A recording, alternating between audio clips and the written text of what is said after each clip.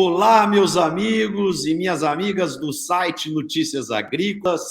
Estamos aqui novamente para mais um programa Conexão Campo Cidade. Começando uma nova semana, muito entusiasmado com o que vem por aí, né? Grandes oportunidades para o agro brasileiro.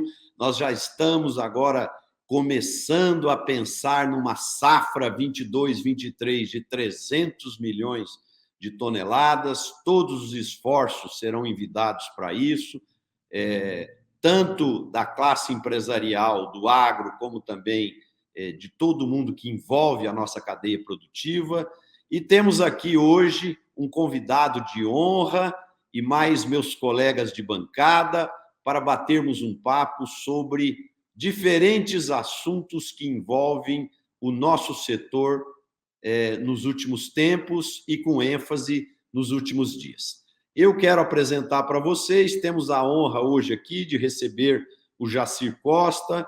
O Jacir, ele é presidente do COSAG. O COSAG é o Conselho de Agronegócios da Fiesp, uma importante federação que defende os interesses de toda a classe empresarial do estado de São Paulo, e no COSAG são discutidos aspectos ligados à competitividade do setor no estado e também no país. Jacir, antes de passar a bola para você, eu já quero passar a bola como uma batata quente, já pondo uma pergunta aí para você aquecer aí e já começar o nosso debate.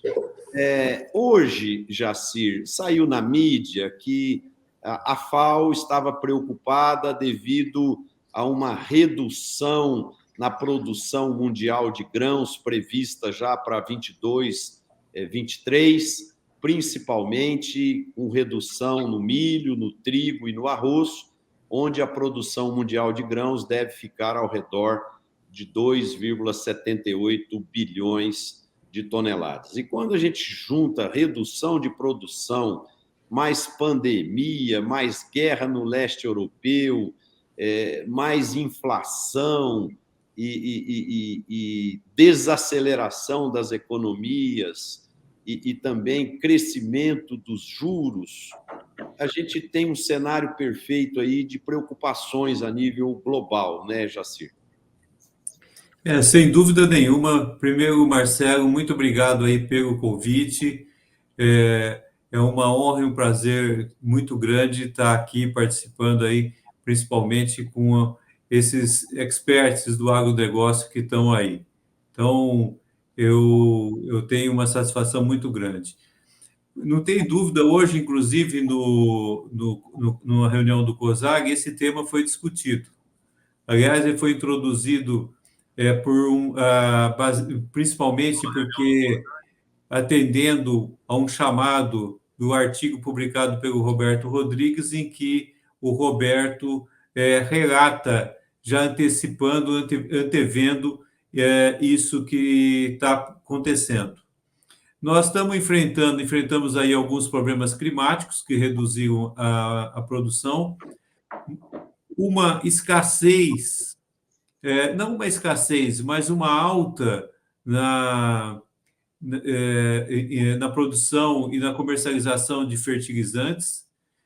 Começou isso com o embargo feito à Bielorrússia pela União Europeia no ano passado, em que a Bielorrússia, que é um grande produtor de cloreto de potássio, ficou impedida de dar continuidade às suas exportações, pelo fechamento do porto de escoamento que ela tinha na Lituânia. E foi agravado, agora, principalmente em função da guerra Rússia-Ucrânia, sendo que a Rússia é um grande produtor também de fertilizantes e de cereais, e a Ucrânia também um grande produtor de cereais, principalmente de trigo. Isso está causando um desabastecimento no atendimento do mercado mundial. E é uma preocupação da FAO, é uma preocupação de vários governos, e alguns governos tomaram algumas atitudes que agravaram ainda mais a situação, que foi a proibição de exportação de alimentos, para poder garantir o seu abastecimento do mercado interno. Alguns governos proibiram, por exemplo, a Indonésia proibiu por um período a exportação de óleo de palma, a Índia restringindo a exportação de trigo. Nós tivemos aí mais de 30 países tomando alguma medida de restrição. E aí estamos aí num quadro que realmente é grave, mas que o Brasil pode ajudar a minimizar essa situação com o aumento de produção. O Brasil é um dos poucos países que podem aumentar a sua produção e aumentar de uma maneira relevante, de forma a atender e dar um choque de oferta, o que melhoraria muito a situação de fome, principalmente em países pobres, como os países do norte da África subsaariana e do Oriente Médio e do leste da Ásia. Legal. Antônio? Letícia quer começar? Vamos lá, Letícia. Ladies first. Não, obrigada, Jaci, por estar aqui conosco, né? É um prazer aqui. Boa tarde a todos. E hoje, voltando nesse tema que você está falando um pouquinho, né? Eu tive também na reunião com vocês do COSAG e foi apresentado pela Secretaria Especial de Assuntos Estratégicos a Agenda Nacional Estratégica, com 200 diretrizes para essa segurança alimentar, né?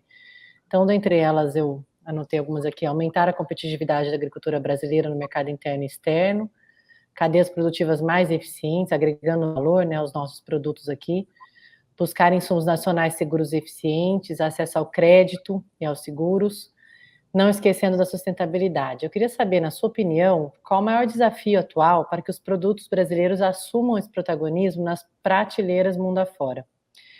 É a falta de informação do mercado internacional sobre como produzimos ou a falta de adequação das propriedades rurais aos modelos de produção sustentável?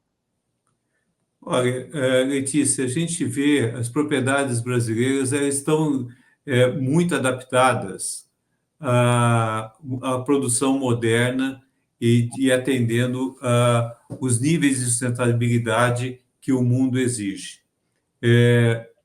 Isso em quase todas as culturas. Então, quando você fala de aumentar a produção de grãos, eu acho que nós já temos condições de fazer isso de uma maneira bastante sustentável e que vai ao encontro da necessidade do mercado mundial. Um assunto que talvez mereça ser discutido é uma maior agregação de valor à nossa produção agrícola. Isso eu acho que é muito importante para o Brasil, porque, além de gerar mais empregos de qualidade no Brasil, porque a indústria de alimentos gera empregos de qualidade no Brasil, para o agricultor brasileiro seria uma grande opção, porque é muito melhor para o agricultor brasileiro ter um mercado interno mais fortalecido para a sua produção agrícola do que ele fazer a exportação. Sempre ele vai ser melhor remunerado vendendo domesticamente. E eu estou dizendo o seguinte: não parar com as exportações, mas a exportação é importante porque você pode ter um maior excedente, sempre é uma válvula de mercado, né, para ser regulador de mercado. Isso acontece muito em vários mercados que a gente vê uma produção. Por exemplo, o setor que eu atuo, né, há muitos anos, que é o setor de cana-de-açúcar, pode arbitrar entre açúcar, etanol, e etanol é mercado doméstico, de acordo com a sua rentabilidade de cada produto. Isso é muito interessante para o produtor. Então, eu acho que o fortalecimento de uma cadeia de indústria de alimentos mais vigorosa aqui no Brasil, que permita maior agregação de valor, é fundamental. Mas, para isso, eu acho que o primeiro passo, como foi dito na reunião pelo presidente da BIA, pelo João Dornelas, o primeiro passo é uma reforma tributária que faça isso, porque hoje um dos impedimentos para que isso aconteça é o acúmulo de crédito que essas indústrias ficam quando tentam processar mais produtos agrícolas para exportação. Antônio? Boa tarde, nosso convidado Jacir Costa Filho, Marcelo Prado, Letícia, professor Roberto Rodrigues, prazer estar com vocês e com toda essa grande audiência que nos acompanha como todas as segundas-feiras aqui no Notícias Agrícolas. Eu tenho um pensamento um pouquinho diferente no que diz respeito às questões de agregação de valor, porque eu não acho que nós temos que agregar valor, eu acho que nós temos que tentar agregar mais valor ainda, porque os produtos agropecuários eles têm muito valor agregado, muito valor agregado. Nós temos, e valor agregado não é uma percepção, não é uma coisa que a gente olha e diz, olha, isso aqui tem valor agregado, isso daqui não tem valor agregado. O valor agregado se mede. O valor agregado é o valor bruto da produção menos o consumo intermediário. Esse é o valor agregado ou o valor adicionado. E a agropecuária, graças aos saltos imensos de produtividade que teve, marcadamente nos últimos 30 anos, nós conseguimos ter o valor agregado, ele é decorrente de produtividade. E eu também acho que a nossa indústria de alimentos, que é a principal indústria brasileira, diga-se de passagem, é uma indústria extremamente relevante, extremamente importante, mas nós também temos a indústria de máquinas agrícolas atrás da agricultura, nós temos a indústria de fertilizantes atrás da agricultura, a indústria química e farmacêutica atrás da agricultura, ou seja, aquela concepção de agricultura, indústria e serviços, que é uma concepção feita em 1932, daqui 10 anos fará 100 anos, que foi proposto por dois colegas, o Clark e o Fischer, a organização da economia em primário, secundário e terciário. Isso deixou de existir quando a indústria veio para trás da agricultura, quando os serviços também vieram para trás da agricultura. Hoje nós temos uma relação circular, onde ninguém sabe onde é que a economia começa, né? Porque dá para dizer que a economia começa na agricultura? Não, a semente é serviço, indústria de máquina é indústria e assim por diante. Mas eu acho sim que nós temos que, na medida do possível, sempre tentar agregar mais valor. Mas os produtores estão produzindo para o mercado, né? E é sempre mais fácil vender para alguém que está ali na esquina do que alguém que está do outro lado do mundo. E nós temos que fazer um estudo um aprofundamento maior, e está muito claro pela fala do Jacir que isso está muito consistente na fala dele, é que nós temos que enfrentar os problemas que fazem com que a nossa indústria não tenha toda a capacidade de competição. E a reforma tributária eu colocaria no topo da lista. E aí eu estou falando em meu nome, na minha posição pessoal, eu sou 100% favorável à PEC 110, mas assim, 100%. E só não sou mais porque não tem como ser mais. Eu sou 110% favorável à PEC 110, assim como eu era 100% favorável à PEC 45, que infelizmente, por conta de disputa política dentro da Câmara, porque o relator foi candidato contra o atual presidente da Câmara, ela foi derrubada.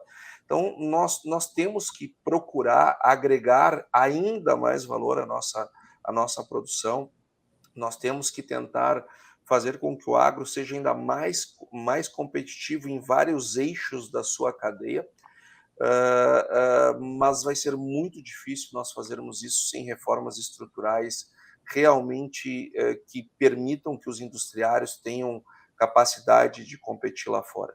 Hoje, realmente, acho aquele cara que consegue exportar, ele no nível industrial, ele realmente é um herói.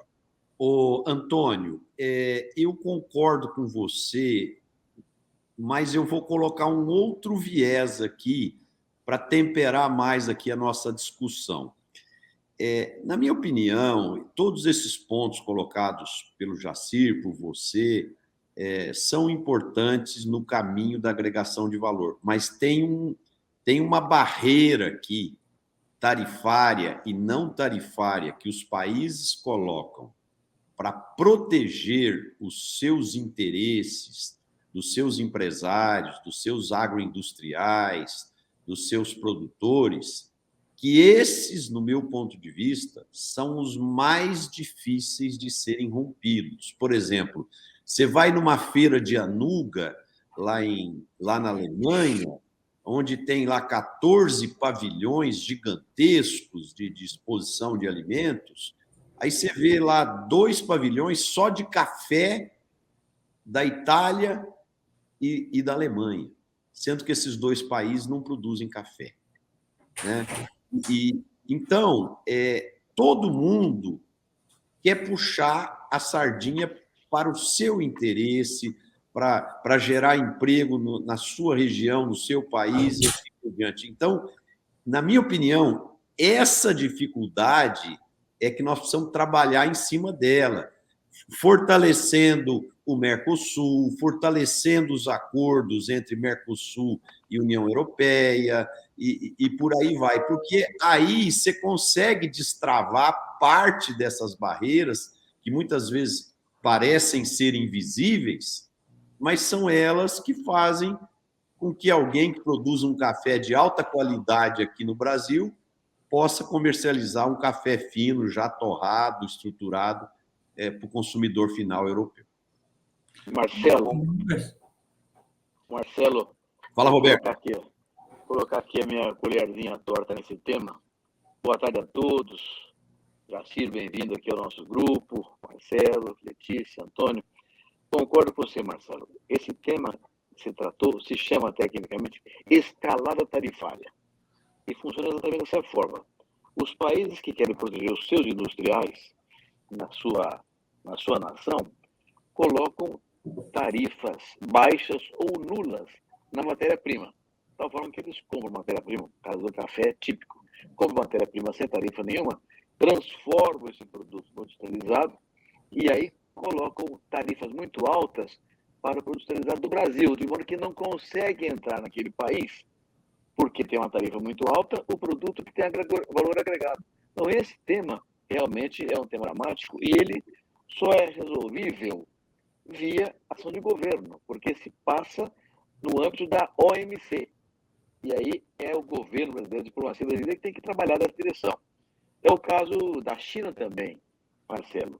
A China compra soja e milho do Brasil. O que nós queremos exportar? Nós queremos exportar o frango já picado, a carne de porco, o produto lácteo industrializado aqui para a China. A China quer industrializar lá. Ela está errada? Não, ela está certa. Nós estamos errados? Não, nós estamos certos. Então tem que haver uma negociação para que haja um processo em que vai ser substituído a matéria-prima que não tem tarifa por um produto de valor agregado mais alto, paulatinamente, para que se prepare o brasileiro para industrializar e exportar, e a China para receber o produto industrializado. Então é um processo lento e que implica, basicamente, negociação diplomática, por parte de governo, e ação privada consistente no mesmo processo. Eu concordo com o Roberto. Eu concordo com o Roberto. Roberto, só um minutinho, por favor. Roberto, o seu contato está saindo com muita falha. Depois você vê se é a sua conexão ou se é o fone. Às vezes se convém você entrar e sair. Aliás, sair e entrar novamente na reunião para melhorar a qualidade do som. Mas segue aí, Jacir.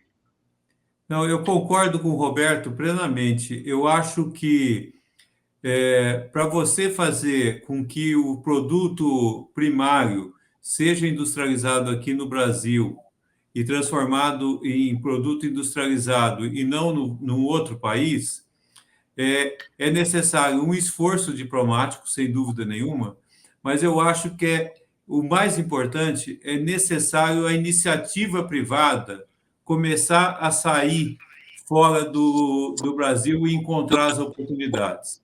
A gente viu isso no café, né? O Roberto lembra bem o café era controlado pelo IBC e não se tinha nenhum interesse de ter contato com o mercado internacional.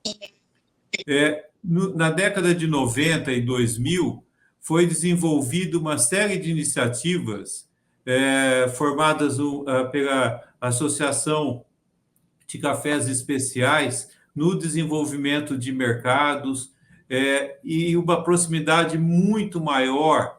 Você citou feiras, Marcelo, muito maior da iniciativa privada frequentando feiras e fazendo a difusão. Nós estamos vendo aí, a Letícia acompanha, porque ela está no grupo, o trabalho que a Secafé está fazendo na Itália, na Espanha. É um trabalho maravilhoso que eles estão fazendo de aproximação com o consumidor final, fazendo com que desperte neles o desejo pelo café brasileiro, mostrando as suas diferentes características. Isso foi feito no passado pela Colômbia, né? A Colômbia fez um trabalho de marketing muito bom no café, e eu acho que o que precisa é a iniciativa privada estar mais perto. Você vê o caso específico de carne de porco. O Brasil pouco exportava carne de porco. Com a crise sanitária que teve na China, abriu uma perspectiva para aumento de exportação. E começou-se a trabalhar não só o mercado chinês, que era um mercado temporário para fornecimento, porque sabe que eles iriam aumentar a produção, mas também começar a abrir mercados na região do leste da Ásia, e que está sendo bastante importante para isso.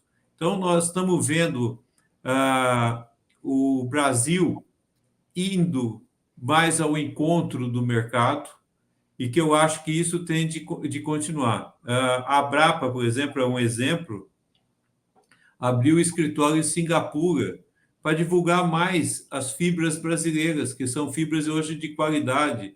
Algumas fibras de algodão que nós temos superiores às fibras produzidas no Egito, que já tem um mercado cativo de alta qualidade, etc. Então, eu acho que nós temos de estar mais perto do mercado e colocar não só uma mentalidade de produção, mas uma mentalidade mercadológica no nosso agronegócio.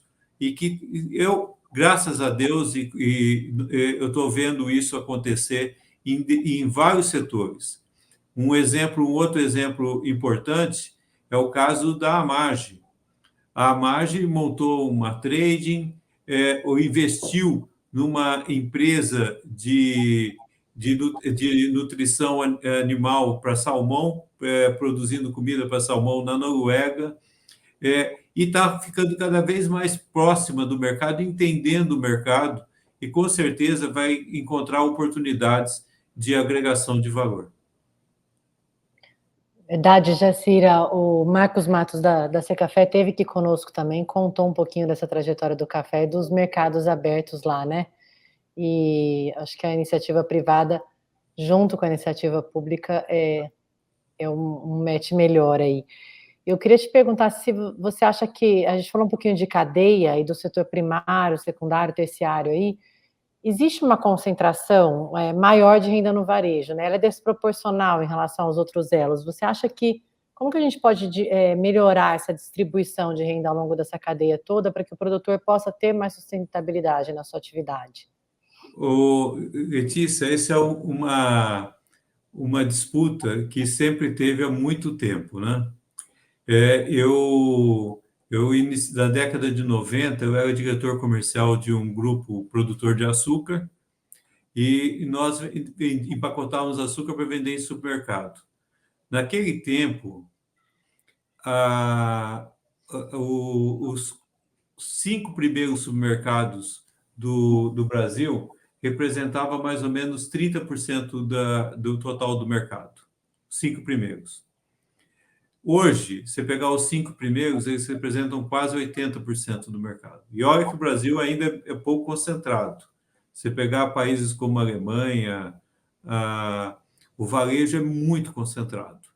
A Alemanha, o Reino Unido, é muito concentrado. regionalmente os Estados Unidos também é concentrado.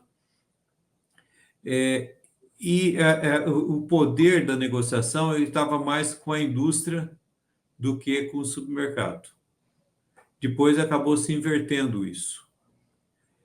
O que obrigou, até foi uma coisa que eu acho que não foi um pouco prejudicial, é uma concentração na indústria de alimentos. Se você vê que se formaram grandes conglomerados da indústria de alimentos, o que para poder contrapor essa força do varejo. Então, é uma disputa de mercado. Então, eu não diria que está de um lado ou de outro lado.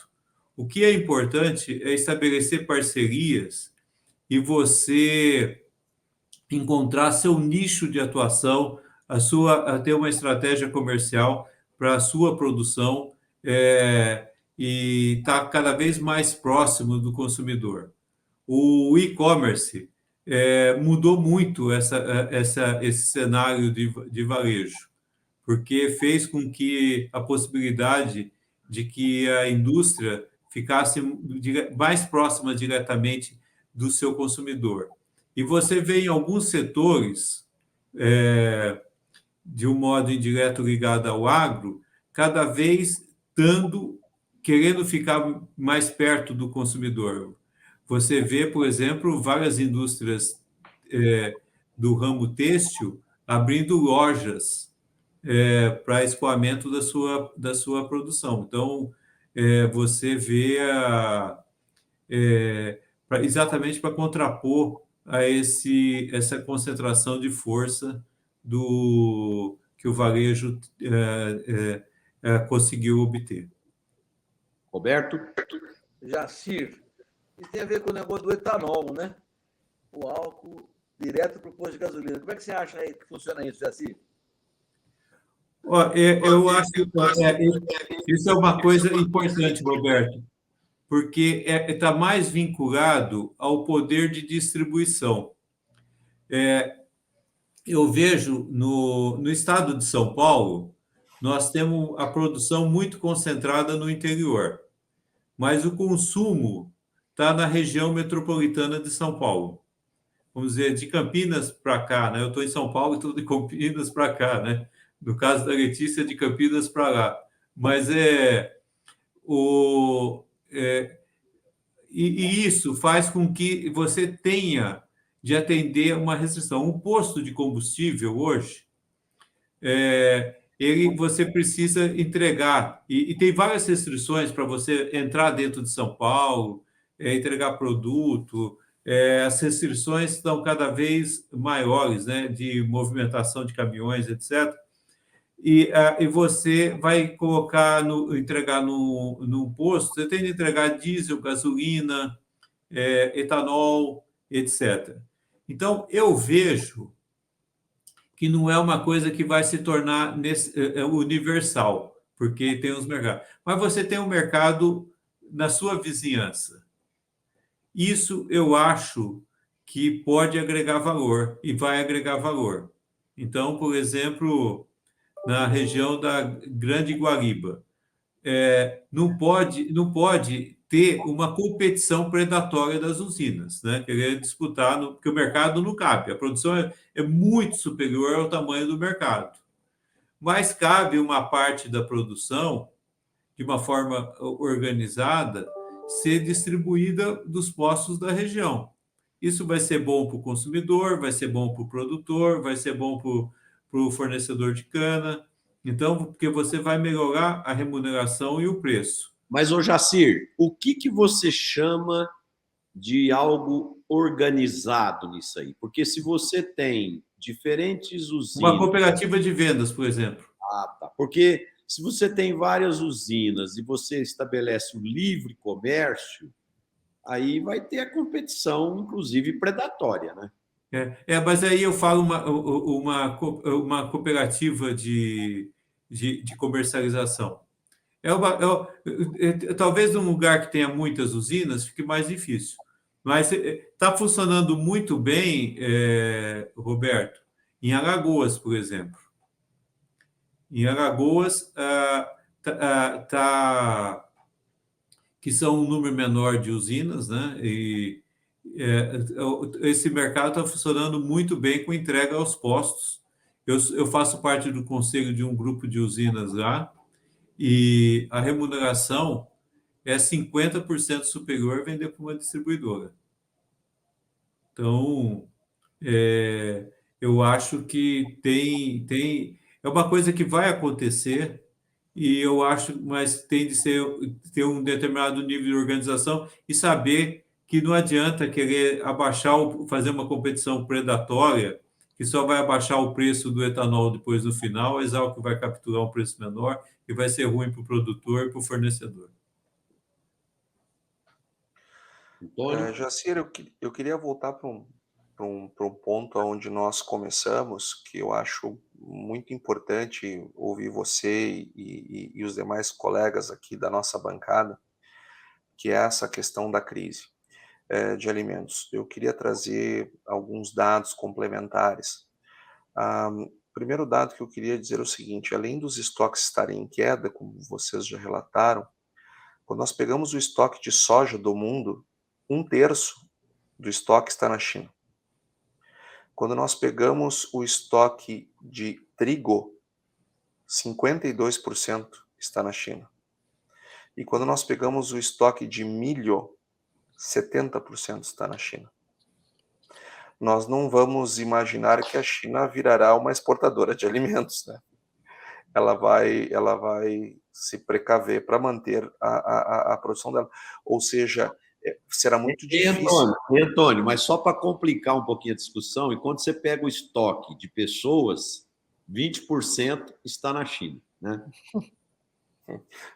Só que eles estão com excedente, né? Estão com excedente de milho, de trigo, eles estão para 2 Chinas, então, a produção de trigo, e quase 3 Chinas o estoque de milho.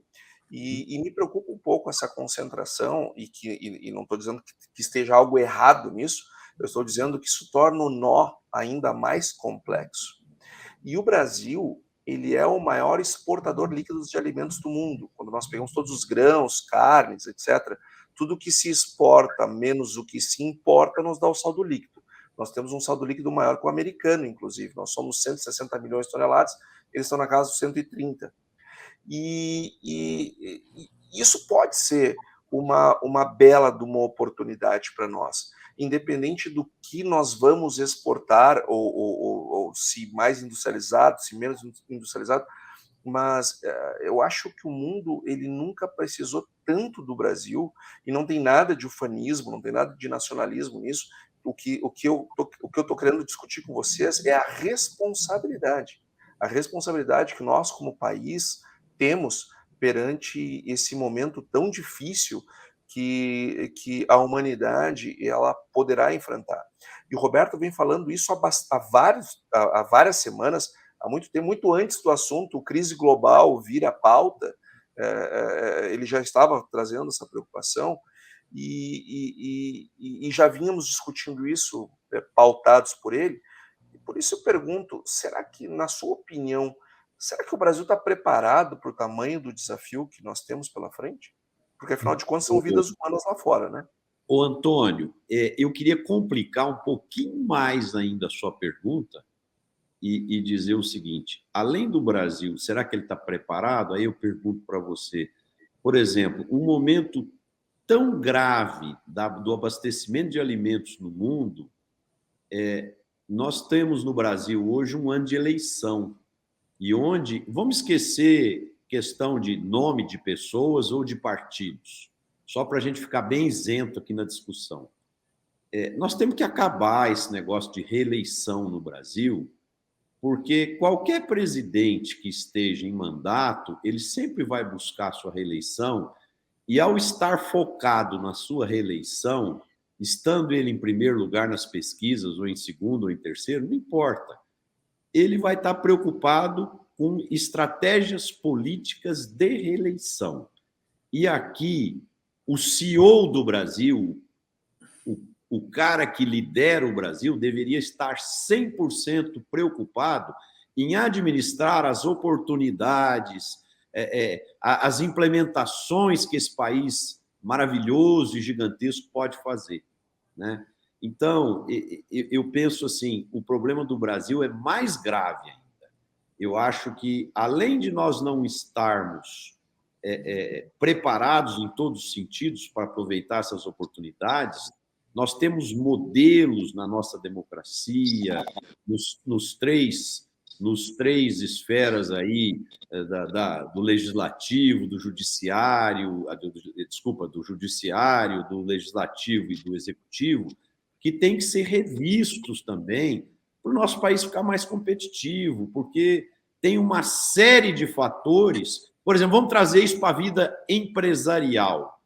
Quando uma empresa está vivendo uma situação de oportunidades, de fatos acontecendo no mercado, o que faz? Todo mundo foca naquilo, todo mundo desenvolve soluções, reúne, traça planos e tal, e vai lá e aproveita as oportunidades.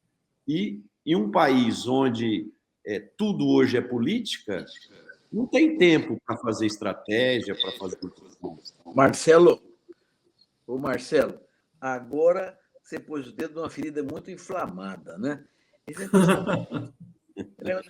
Eu não entendo de política, entendo um pouco de agricultura e política, não entendo nada. Mas eu acho que esse tema que você colocou aí, reeleição, voto distrital ou voto distrital misto, a questão de números de partidos políticos, enfim, a reforma política é um tema muito grande para a gente colocar ele subsidiariamente. Então, eu sugiro que num próximo programa a gente chame um político que entenda o assunto para ter um debate sobre essa questão aí. Eu concordo com você. Reeleição é um negócio complicadíssimo. Eu sou contra há muito tempo. Mas, enfim, vamos voltar para a agricultura, porque senão vamos fazer política. Vou acabar até brigando aqui, porque cada um tem uma ideia sobre política, não vale a pena. Mas o tema é bom, o tema é quente. Eu acho que eu tenho que trazer alguém para falar desse assunto para a gente. Nós temos como princípio editorial aqui no programa não envolver com política, com idealismo, com nada. Mas, assim, é porque a colocação do Antônio, viu, Roberto? Ela é de muita profundidade. Será que nós estamos preparados? Então, tipo assim, quando você vê uma FAO falando que está preocupada, que vai faltar alimento e tal, nós não temos, nesse momento, os candidatos de uma eleição que vem aí pela frente preocupados com isso, não. Está todo mundo preocupado em ganhar a eleição, não tem ninguém preocupado com isso. Então, por isso que eu dei um passo atrás e mostrar que nós temos que rever uma série de coisas para a gente ter um país mais competitivo e que possa aproveitar esses bons momentos favoráveis. Mas esse mesmo foi o assunto, por essa razão é que o COSAG de hoje discutiu essa temática de um plano de safra, que o Antônio lembrou, já falamos já há 3 ou 4 programas. Nós queremos um plano de safra de guerra, não é um plano de safra convencional. Há uma guerra no mundo. Isso que o Antônio falou da China, tem estoque. A China tem visão estratégica, ela está abastecida lá para o que der e vier. Se é seco ou não, ela está garantida nos estoques dela. Aliás, tem uma pergunta aqui no chat se nós somos a favor de estoque ou não somos a favor de estoque. Vou responder ela, mas acho assim, o tema político é muito relevante, concordo com o Antônio, com você. Vamos fazer uma reunião aqui com o Arnaldo Jardim numa semana dessa aqui, para a gente ouvir a opinião dele sobre essas questões todas aí. Eu queria voltar para o tema agrícola que o Antônio levantou, que é muito importante, e provocar um pouco o Jacir. O Jacir, no COSAG, tem se preocupado muito com competitividade, tá certo? E nós sabemos que sustentabilidade é uma coluna dorsal da competitividade. Sustentabilidade tem os seus vários aspectos, mas a ênfase, do ponto de vista de compreensão do público em geral, é a questão ambiental. Ela é social, é econômica e ambiental, mas todo mundo se preocupa com o ambiental. Eu queria provocar o Jacir um pouquinho, Jacir. Eu sei que você está trabalhando nesse negócio no COSAG, a questão do mercado de carbono. Mercado de carbono, o pagamento de serviços ambientais, são temas que são relevantes para um país agrícola como o Brasil, que tem uma capacidade na área ambiental espetacular. Como é que você vê o mercado de carbono está sendo desenhado pelo mundo agora, deve ser tratado na COP27, e que o governo brasileiro já lançou um decreto sobre esse assunto. Já sei como é que está enxergando essa coisa para o produtor rural. Roberto, eu estou vendo com muito otimismo. Pelo seguinte, o Brasil, como você disse, tem um ativo ambiental no seu agronegócio bastante grande. Basta ver hoje, você um pouquinho mais do que eu, mas nós atuamos no setor de cana-de-açúcar há muitos anos, a gente viu a evolução que teve esse setor, de produtor de açúcar unicamente, onde o bagaço e o melaço eram um problema, você lembra bem disso? A gente tinha nas indústrias nossas de cana-de-açúcar, nas usinas, caldeiras de baixa pressão, porque na verdade era para queimar o bagaço. Hoje a gente vê produção de açúcar, de etanol, de eletricidade usando bagaço com caldeiras de alta pressão. Nós estamos vendo a produção hoje de biogás e foi criado o primeiro, vamos dizer, pelo menos para fazer um teste, o mercado de carbono, que vocês conhecem bem, que é o CBIO. Eu vejo isso, estou falando da cana-de-açúcar, mas você tem outras indústrias que também tem uma performance muito importante, por exemplo, a floresta plantada no Brasil, que é um ativo bastante grande, a utilização do ILPF, etc., do plantio direto. Então, nós temos um ativo ambiental. E o mundo isso vai ser levado em conta. Já tem um mercado de carbono muito importante na Europa, na Califórnia, a gente já vê um trading disso, e o governo lançou agora, vamos dizer, um esboço do mercado de carbono, né? Porque, na verdade, esse projeto que foi lançado, ele lança, vamos dizer, a primeira base ainda, que ainda tem muitas definições a serem feitas, e muita evolução. O próprio ministro tratou disso, inclusive vai ter uma discussão na Fiesp na sexta-feira a esse respeito. É um mercado muito promissor. Eu vejo um movimento muito grande das tradings montando mesas de carbono que não tinham. A empresa que eu trabalhei 15 anos, a Terrios, tem um escritório da Terrios Commodities, que é uma trading. Ela acabou de perder 3 profissionais para a mesa de carbono voltada pela Cargill. São profissionais que faziam trading, que foram contratados a peso de ouro para ir trabalhar em Geneve mesmo, na mesa de trading da Cargill. Todas as empresas estão montando isso. Então, é algo que vai entrar em vigor. É claro que tem resistência.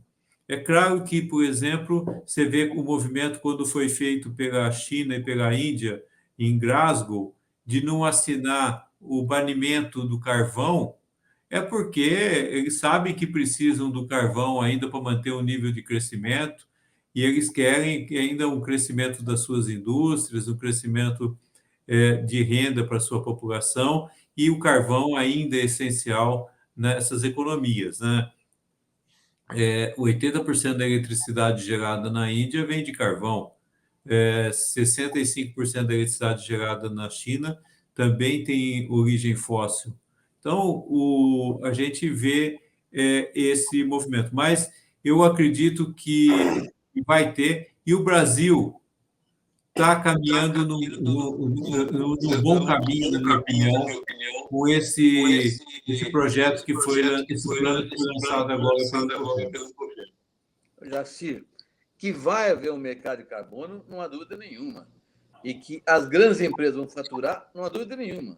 A minha preocupação é o produtor rural faturar com isso. Porque quem sequestra o carbono é o produtor rural, não é a indústria, não é o comércio. Nós é que sequestramos. Então, vai haver o mercado, todo mundo trabalhando, querendo mesa de carbono, mas nós, agricultores, temos que estar de olho nesse processo todo aí, para que não fiquemos para trás no processo e ganhemos alguma coisa pelo benefício que o crédito de carbono pode gerar. Nós, aqui no Brasil, tivemos durante décadas a visão ambiental sempre do lado do castigo.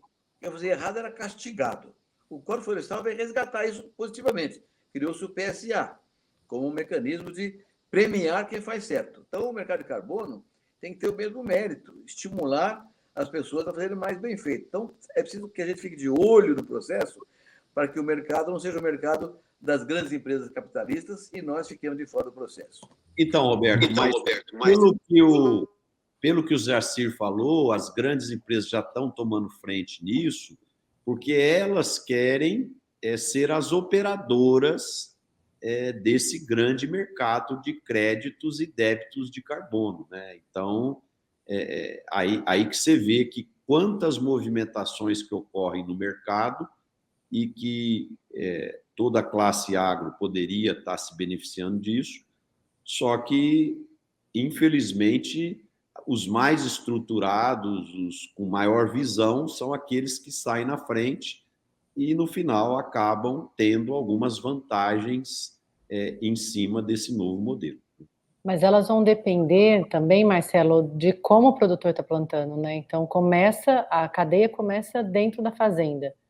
Então, acho que ter uma junção desses produtores aí para participar, né, desse crédito, uma vez que tudo que é adicionado, gerando um impacto positivo para o meio ambiente, pode ser remunerado, e a cadeia não começa na indústria, a gente deveria colocar isso nas pautas de discussão, foi o que a gente conversou um pouquinho também, em relação aos CBIOS, né? Eu queria colocar uma última lenha na fogueira, Jacir. Eu tenho lido algumas, na mídia internacional principalmente, que questiona a relação comida e produção de energia. Então, que essa relação deveria ser enfraquecida, né? Os links entre comida e energia precisam ser enfraquecidos. O que você me falaria disso? Sem energia não tem como produzir comida também, né? Mas aí, deixa eu até complicar um pouquinho mais. Quando você deixa de fazer a bioenergia, seja o álcool, o biodiesel, o álcool de milho e tal, e você leva esses produtos para alimentação, ao mesmo tempo se aumenta o uso de fontes de energia fóssil e, consequentemente, se aumenta a poluição, aumenta todos os problemas que nós temos aí. Então, é bem complexa essa discussão. Mas é que a história, né? Quando a segurança alimentar está em risco e a inflação na altura, a prioridade muda, né? Segurança energética, alimentar ou meio ambiente agora? Letícia, isso me lembra aquela anedota do cara que quer vender muito o boi, né? Os bois dele. Ele chega lá para o comprador e diz: olha, eu tenho uns bois aqui para vender. E o comprador, louco para comprar os bois dele, diz: puxa vida, logo hoje que eu estou precisando de vaca. É mais ou menos isso que acontece, né? Quando nunca o pessoal está satisfeito. Se nós estamos produzindo uma energia que é renovável, que é amiga do meio ambiente, que ajuda a diminuir a emissão de carbono, etc., etc., etc., nós estamos prejudicando a comida. Agora, se a gente está produzindo a comida e aí está usando combustível fóssil, é porque está usando combustível fóssil. Ou seja, para algumas pessoas não há o que agrade. Né? Viu, Antônio? E, Jacir, antes de você responder essa pergunta importante da Letícia, eu vou botar um caldinho aqui, viu, Letícia? Como eu sou bem mais velho, eu já era um profissional no mercado há muitos anos, quando o Proálcool foi criado. E na época que o Proálcool foi criado, o Jacir, não sei se lembra desse processo, mas a discussão que houve na mídia brasileira e mundial é o seguinte: o Brasil não vai mais fazer comida porque vai fazer álcool.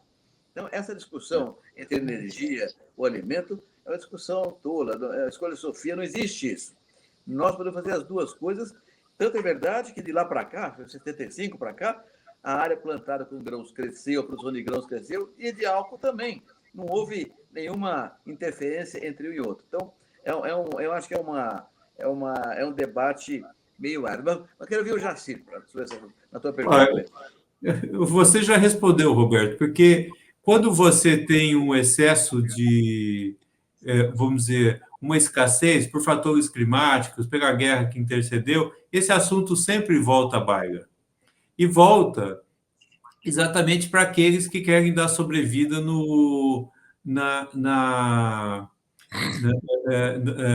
ao combustível fóssil.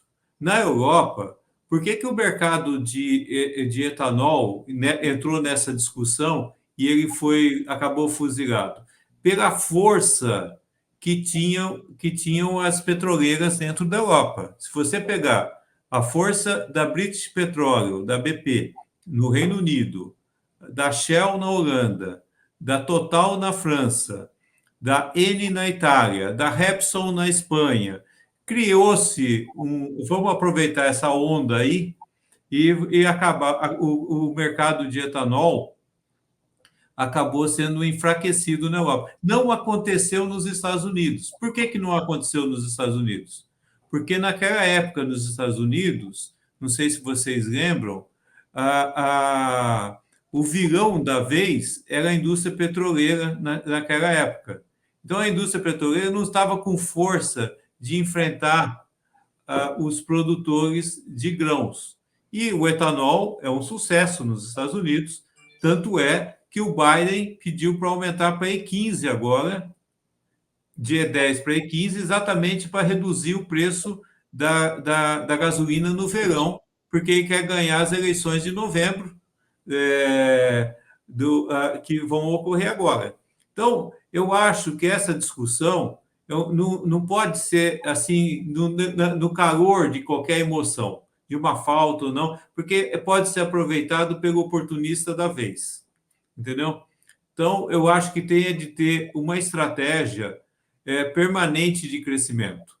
E você pode... O que tem de fazer é o seguinte, é produzir mais com menos, cada vez, e aumentar a produtividade. E eu acho que, nesse aspecto, o Brasil está no caminho certo. Eu gostaria de voltar para aquela colocação que o Roberto fez do mercado de carbono. Roberto, eu acho que você sabe bem disso, porque você toca nesse assunto diversas vezes.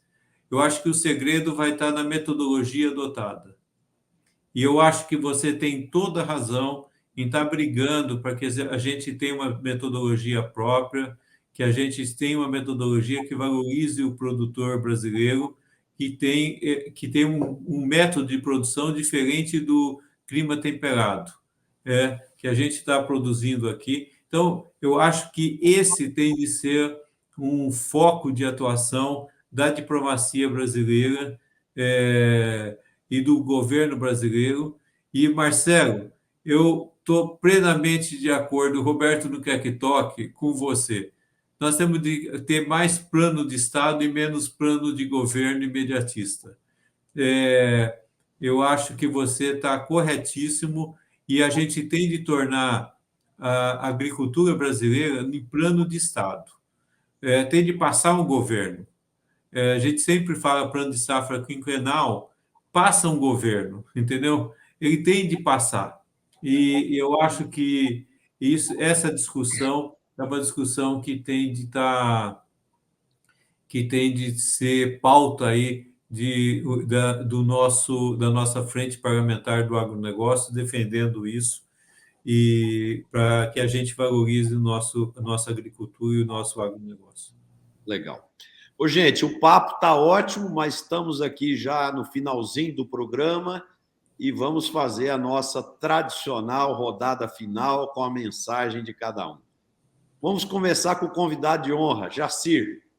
Deixa sua mensagem para nós aí, para os nossos internautas, por favor. A minha mensagem é de acreditar no Brasil, na produção.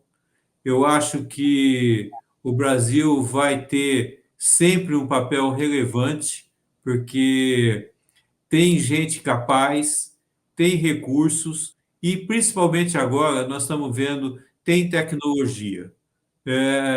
O Brasil hoje é uma das agriculturas mais tecnificadas do mundo. Então, eu tenho muita fé e muita confiança no desenvolvimento do Brasil. Muito legal, Jacir. Foi um prazer enorme te receber aqui hoje e esperamos ver você aqui conosco mais vezes, tá? Seja sempre bem-vindo. Antônio? Jacir, muito obrigado por ter aceito o nosso convite. Parabéns pelo todo o trabalho que desenvolve. Muito obrigado a todos aqueles que nos acompanharam até agora. Um abraço fraterno, Marcelo, Roberto, Letícia, Jacir e toda a nossa audiência. Um ótimo final de dia e uma excelente semana a todos. Letícia? Jacir, muito obrigada, né, por esse tempo aqui conosco e por todo o trabalho que você vem fazendo à frente do COSAG, aí, que eu acompanho, assim, aprendo bastante. E eu acho que a mensagem que ficou aqui, né, depois dessas perguntas e falando um pouquinho sobre o país, eu acho que é uma mensagem de otimismo. A gente, eu acho que tem como ajudar a assegurar a segurança alimentar, mas também energética e também do meio ambiente, né, que ao contrário de outros países estão abrindo as suas áreas de preservação, e o Brasil continua produzindo, consegue expandir a nossa produção com bastante sustentabilidade e olhar para isso. Então é só a gente, eu acho que ter estratégia, né, e não pegar esses momentos de estresse para tomar atitudes equivocadas. Então, uma boa noite a todos e boa semana. Roberto?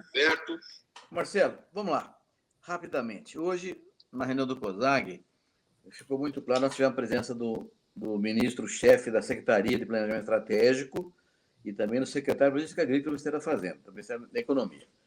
E ficou evidente para nós, Jacir e eu, todos estavam lá, que o governo tem clareza de que há um momento oportuno para nós mostrarmos ao mundo que somos capazes de alimentar o mundo, aumentar a produção agrícola e alimentar o mundo.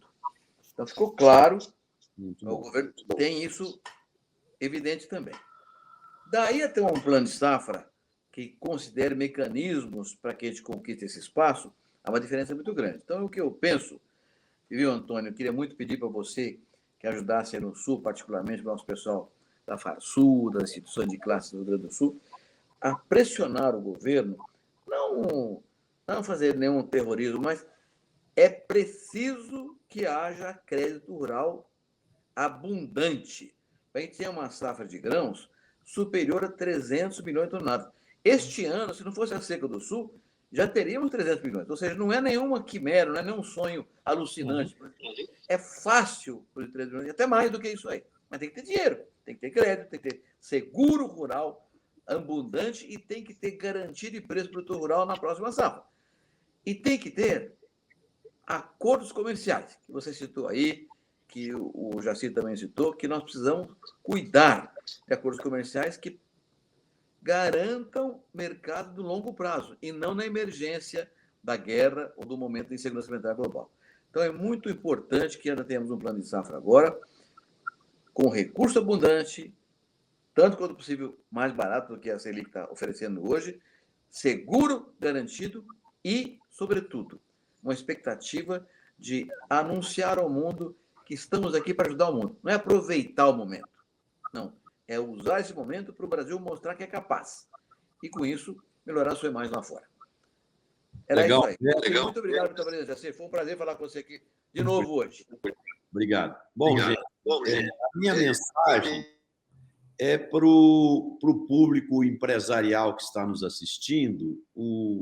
Depois aí de quase um mês sem divulgar novos boletins, né, o Focus do Banco Central divulgou hoje um crescimento previsto para o PIB esse ano de 1,20% e para o ano que vem 0,76%. É um crescimento pequeno, né? Mas interessante, porque no começo do ano tinha gente falando que o Brasil poderia entrar, inclusive, em recessão de menos 0,5%. Então, é um número muito interessante. Tem alguns bancos que estão mais otimistas ainda, falando aí de crescimento de 1,5%. Então, vamos acreditar, as oportunidades estão aí, como o Roberto disse, vamos planejar uma safra aí superior a 300 milhões e fazer essa economia do Brasil crescer para a gente melhorar a qualidade de vida das pessoas, a renda, a geração de emprego, diminuir a violência e fazer com que o nosso país se torne um melhor lugar para a gente viver, né? Muito obrigado aí pela audiência. Quem gostou do programa, bote um like aí, compartilhe com seus amigos e a gente se vê na próxima segunda-feira com mais um programa Conexão Campo Cidade. Boa noite, até segunda que vem. Abraço. Boa noite.